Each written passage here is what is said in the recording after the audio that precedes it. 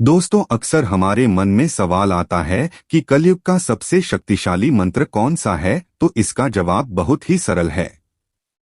दरअसल पुराणों में एक कथा है जिसमें ब्रह्मा जी बताते हैं कि कलयुग में 16 अक्षरों वाला हरे राम महामंत्र ही सबसे शक्तिशाली मंत्र है।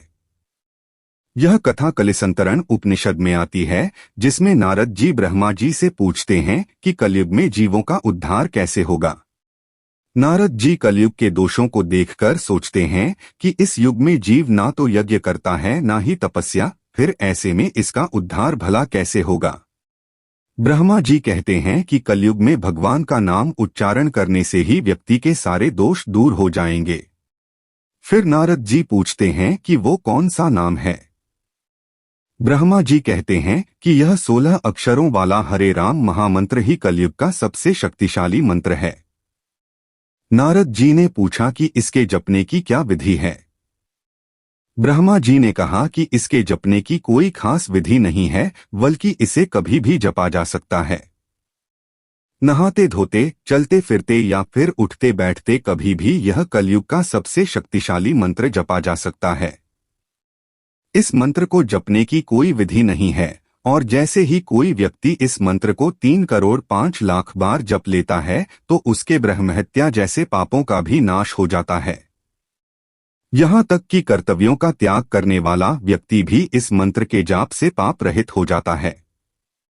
चोरी करने वाला, झूठ बोलने वाला, मदिरा पीने वाला भी इस मंत्र के जाप से परम पवित्र हो जाता है।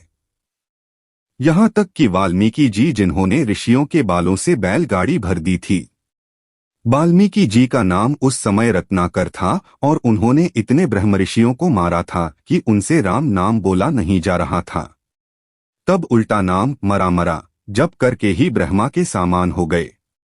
इस मंत्र का उल्लेख अग्नि पुराण में भी मिलता है और इसके साथ ही इस महामंत्र का उल्लेख अन्य जगहों पर भी किया गया है।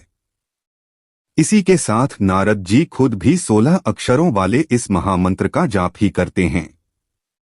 इसी के साथ बहुत से भक्त ऐसे हुए हैं जिन्होंने इस महामंत्र का जाप करके सिद्धि प्राप्त की है, जैसे कि ठाकुर हरिदास, जिनकी भक्ति में विघ्न डालने के लिए कितने ही प्रयास किए गए लेकिन वे अपनी भक्ति पर टिके रहे। ठाकुर हरिदास का जन्म मुसलमान कुल में हुआ था, लेकिन बाद में वे चैतन्य महाप्रभु से जुड़ गए और हरे कृष्ण महामंत्र का जाप करने लगे। महाप्रभु ने महामंत्र को थोड़ा सा बदल दिया और हरे राम राम की जगह हरे कृष्ण महामंत्र कर दिया। महाप्रभु के अनुयायी हरे कृष्ण महामंत्र का ही जप करते हैं। कलयुग का सबसे शक्तिशाली मंत्र कैसे जपना चाहिए। महाप्रभु का कहना है कि हरे कृष्ण महामंत्र को उच्च ध्वनि से जपना चाहिए, जिससे जपने वाले का और सुनने वाले का दोनों का ही उद्धार हो सके।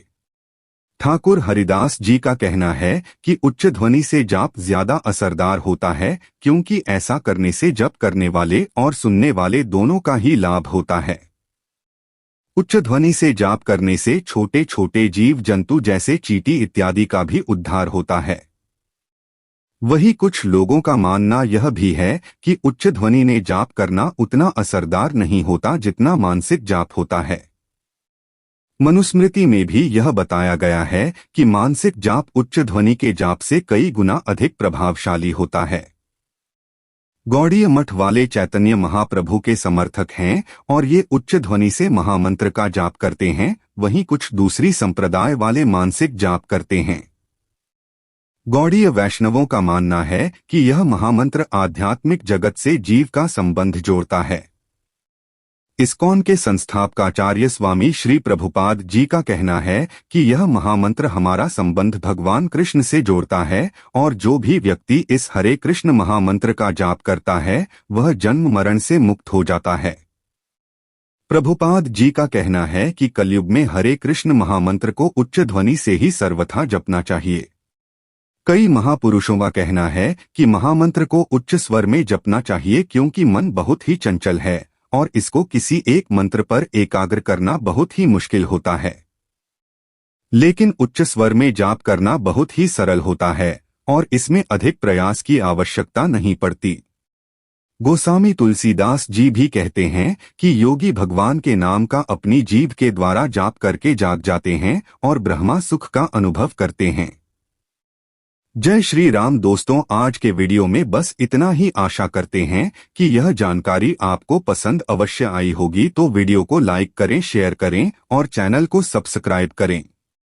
अंत तक बने रहने के लिए आपका बहुत बहुत धन्यवाद।